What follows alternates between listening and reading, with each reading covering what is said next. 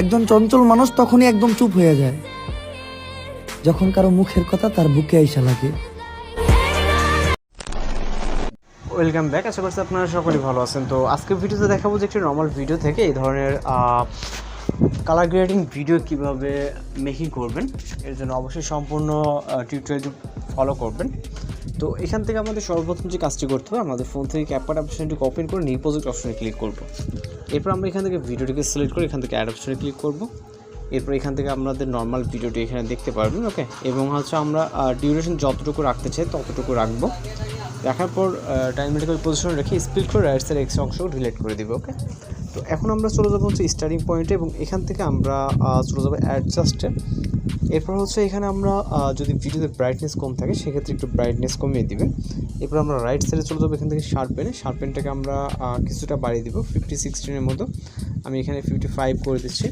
তারপর টিকমার্ক এখান থেকে আমরা আবারও সেম পজিশন থেকে আমরা এখান থেকে যে এইচএসএল ক্যাটাগরিটা আছে এইটাতে যাবো। ওকে, যাওয়ার পর এখানে যে ইয়েলো কালারটা আছে ইয়েলো কালারে আসবো। আসার পর এখান থেকে হচ্ছে আমরা যে তিনটি লাইন দেখতেছি, হুয়ে, স্যাচুরেশন এবং লুমিনেন্স।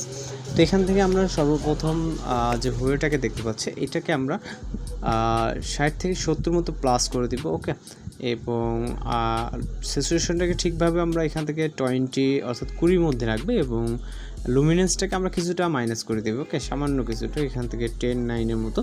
এরপর হচ্ছে আমরা গ্রিন কালার মেবি যাই হোক যে 4 নম্বর যে কালারটা আছে এটাতে আসবো। আসার পর এখান থেকে হচ্ছে আমরা হোয়াইটটাকে -80 মতো করবো। ওকে, এবং স্যাচুরেশনটাকে আমরা 20 বা 30 এর ভিতরে রাখবো।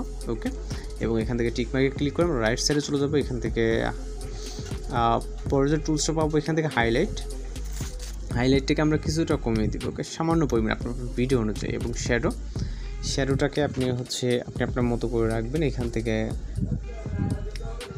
মানে খুবই সামান্য পরিমাণে, একদম জাস্ট পারফেক্টলি অ্যাডজাস্ট করতে হবে। ওকে, দেন টিকমার্কে ক্লিক করবেন। এবার হচ্ছে আমরা এখান থেকে আবারও একটি সেমভাবে আবারও হচ্ছে অ্যাডজাস্ট অপশনে ক্লিক করব। ওকে, এখান থেকে আবারও অ্যাডজাস্ট। এরপর এখান থেকে আমরা স্যাচুরেশনে চলে যাব।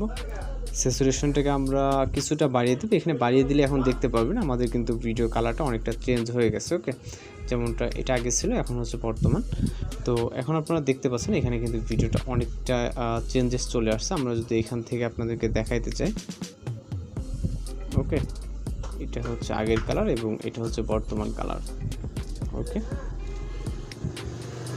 তো এইভাবে মূলত খুব সুন্দরভাবে কিন্তু আপনি আপনার ভিডিওতে কালার গ্রেডিং করে নিতে পারবেন। তো এখন জাস্ট ভিডিওটিকে সেভ করার জন্য ভিডিও রেজলিউশনকে 1000 আসতে রাখবেন। রাখার পর এক্সপোর্ট অপশনে ক্লিক করলে ভিডিওটি কিন্তু লোডিং নিয়ে সেভ হয়ে যাবে।